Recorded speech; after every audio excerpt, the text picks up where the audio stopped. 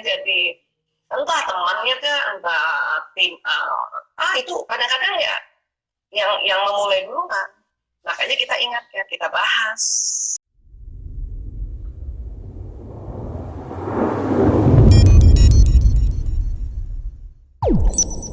Memaafkan tapi tidak melupakan, iya Mbak. Karena dia itu memang ada memori di otak kita. Jadi pada saat nih kita misalnya ya paling sering lah istri-istri ya, kondisi yang sudah menikah, paling sering karena perbedaan tadi Bu Isa bilang, perbedaan antara suami dengan istri, perbedaan antara laki-laki perempuan, cara berpikirnya, perbedaan watak, perbedaan pendidikan, perbedaan pola asuh, perbedaan budaya, itu sering menimbulkan konflik. Dan pada saat konflik itu memori terjadi gitu. Ya, memori terjadi. Ya, udah ada di kepala kita gitu.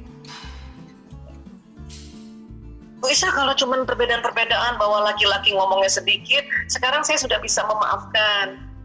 Sudah bisa karena sudah ada ilmunya, alhamdulillah. Sekarang yang paling susah dimaafkan apa? Itu Bu Isa, kalau dia chatting sama perempuan lain, misalnya ya, ini bukan ceritanya buat siapa aja, ini cerita aja, ilustrasi ya. Kalau dia chatting sama perempuan lain Bu Isa, ya chatting sama aku ngomongnya biasa aja, malah bahkan dikit banget, sama perempuan lain aja panjang, pakai emoticon. Itu pasti nyebelin emang Bu. Itu bukan cuma satu ibu yang nyebelin, semua ibu tuh kesel dengan lihat perilaku suami yang kayak gitu, ya kan? Nah, kejadian ini kenapa begitu ya? Ini karena kondisi sekarang, kondisi yang satu, kondisi bercampur antara laki-laki perempuan dalam bekerja, satu. Kedua, adanya teknologi yang bisa sangat private. Sangat private. Kalau kita zaman dulu kan belum ada teknologi seperti itu. Bahkan waktu sebelum ada telepon, makanya mana terjaga, perempuan di rumah tuh terjaga, laki-laki di rumah juga terjaga. Kenapa? Karena tidak ada ya hubungan private. Tapi mulai pada masa surat, masa kertas, mulai ada bisa hubungan private lewat surat-suratan. Tapi masih bisa tersortir, ya. Tapi mulai dengan adanya gadget, ya, hubungan komunikasi private itu makin terjadi. Ini kondisi sekarang seperti itu, ya kan? Nah, ini tentu kita perlu ya membahas pada suami, mengingatkan bahwa ya itu tidak benar, bahkan tidak baik dan tidak pantas.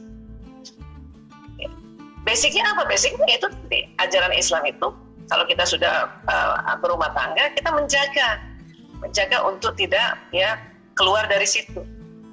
Bisa jadi mungkin suami awalnya sudah menjaga, tapi punten ya perempuan-perempuan di luar sana barangkali yang jadi entah temannya kah, entah tim itu kadang-kadang ya yang memulai dulu kan. Makanya kita ingat ya, kita bahas. Nah, waktu membahas ini laki-laki senang dibahas secara intelektual dan secara emosi yang stabil. Maka sebelum kita bahas, kita naikkan level emosi tadi. Ya, setelah kita tahu gitu, kita istighfar dulu, astagfirullahaladzim ya Allah, astagfirullah ya Allah, astagfirullahaladzim ya Allah. Atau bilang aja, ya lebih bagus lagi istirja. Jadi kalau istri-istri lihat suaminya chatting sama perempuan lain dan itu bukan muridnya, langsung innalillahi wa inna ilaihi raji'un. Itu lebih power lagi tuh. Berulang-ulang, jangan satu kali ya, innalillahi wa inna ilaihi raji'un, innalillahi wa inna ilaihi raji'un. Itu akan naik level emosi. Astagfirullahaladzim, la haula wala quwata, terus saja. Dan diminta posisinya duduk. Kata Nabi bersabda, kalau kita marah berdiri, duduk. Waktu duduk itulah kita lakukan manajemen emosi tadi dengan melafazkan ya lafaz Allah, berzikir, bersalawat, apapun. Enggak, silakan. Bahkan kata Nabi, kalau duduk pun masih marah, rebahan. Jadi jangan dibahas dulu, rebahan aja dulu.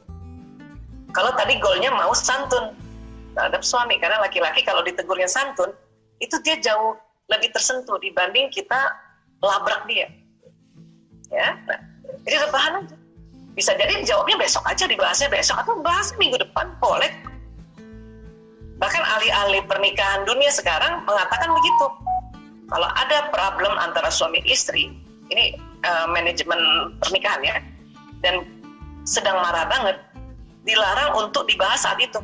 Lebih baik tidur dulu. Itu kata ya ahli-ahli pernikahan dunia sekarang. Dan itu sudah diajarkan oleh Rasul. Bahwa kita rebahan dulu. Ya sudah, rebahan sedikit.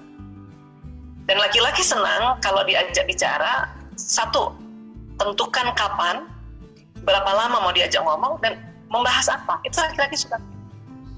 Ya, dan Bu Isa sudah coba itu, kalau mau bicara soal yang serius, bilang sama Ayah Toto, ya aku minta waktu ya besok jam 8 malam. Ya, kurang lebih ya setengah jam aja, 30 menit aja deh. Karena laki-laki nggak suka diajak ngomong panjang-panjang. 30 menit aja ya. Nanti dia tanya mau bahas apa? Aku mau bahas perasaan aku aja. Oh, itu suami udah itu seharian kerja udah ketakutan itu. Ada apa ya? Tapi karena otak kirinya tidak terganggu, makanya tetap masih kerja. Ya. Biasanya kadang-kadang ibu Isa lupa tuh, udah besoknya jam 8 lupa. Nanti suami kan bilang, Ayah Toto bilang, katanya mau ngomong, oh iya. Pada saat kita bicara sama suami tentang hal-hal yang penting, entah tentang diri kita, tentang anak-anak, dan kita kasih tahu waktunya berapa lama dan tentang apa, itu laki-laki bersedia tidak bawa gadget. Tapi kalau kita nggak janjian, kita ngomong, dia matanya di gadget terus. Kenapa? Karena laki-laki senang lihat benda daripada lihat muka istri. Ini riset juga, penelitian. Ini harus paham. Ya, nah, kemudian ya kita ngomong lah, Ayah, maaf ya, aku kesal sama kamu. Biasanya gitu ya. Nanti suami akan tanya, kenapa? Maaf banget, aku tuh nggak kepo ya. Kok tiba-tiba ya di HP-mu terbuka chattingan kamu, misalnya dengan si ini. Yang aku nggak suka adalah kamu kok mesra banget. Tapi kalau kamu chatting sama aku, kamu kok begitu banget, cuman yang simple banget. Aku nggak suka ya. Misalnya. Jadi sampaikan bahwa aku yang nggak suka. Itu tahan tuh untuk memaki dia. Kamu ini punya. Kalau sama perempuan lain aja itu mau bikin tersinggung. Tapi kalau aku nggak suka. Dan ya aku ingat ajarannya dalam Islam itu kita nggak pantas kayak gitu ya, misalnya gitu. Ya, terus dia diam dulu. Laki-laki akan mikir. Mungkin kadang-kadang, maaf, itu cuma teman bercanda doang, tapi itu nggak pantas. Demi Allah nggak pantas. Cuma kejam aja. Dan kita persis lihat waktu. Kalau betul-betul udah setengah jam berhenti. Daya ya, aku pokoknya ingatkan. Ya, mungkin Ayah khilaf kemarin, aku ingatkan ya.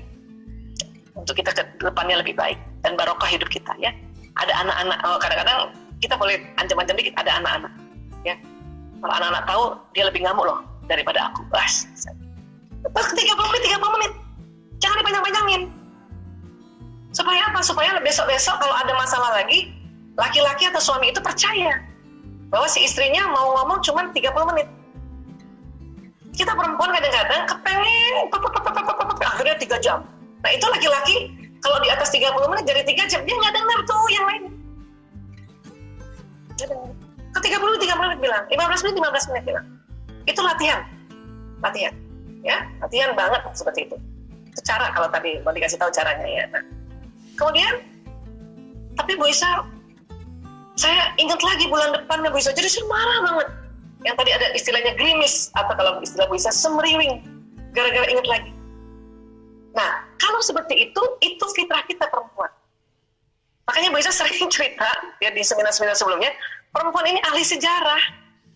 Kita ingat banget itu kronologisnya, walaupun sudah tadi dibicarakan sama suami, udah saling memaafkan, 3 bulan ingat lagi, kita bahas lagi.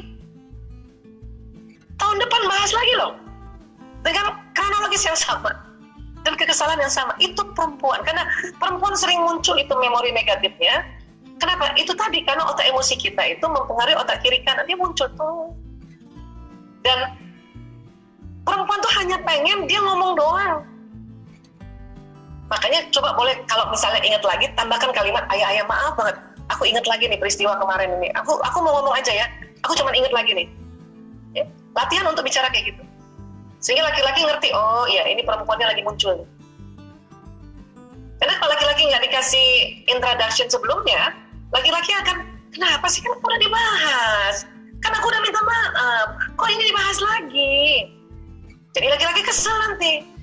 Tapi kalau kita bilang, ayah ya maaf, ini aku muncul lagi, ini perempuan aku lagi muncul ya, ini dia muncul lagi, aku ingat lagi nih ayah, maaf, dengerin aja ya, pokoknya aku kesel gara-gara tuh peristiwa kemarin, ngomongin aja juga. Tapi kita ada introduction bahwa ini perempuan aku muncul, itu laki-laki menghargai, ya, menghargai banget. Ya, kenapa sih Allah memberikan satu mekanisme otak tidak, kalau sudah memaafkan ya Mbok ya dilupakan. Ya, nah nggak bisa. Kenapa?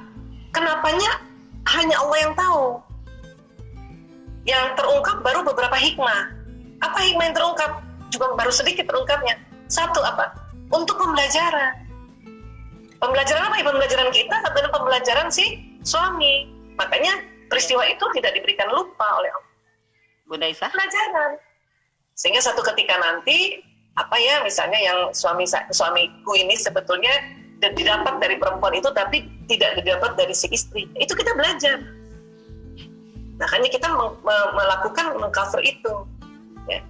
Lihat aja. Bunda Isa? Jadi jangan langsung dibanting tutup HP. Lihat aja apa sih yang diomongin. Oh, suami saya ini senang kalau diajak ngomong soal kerjaan. Ya, makanya gimana caranya kita kerja keras untuk pokoknya ngomong sama dia soal kerjaan. Itu latihan untuk itu. Capek banget Bu Isa.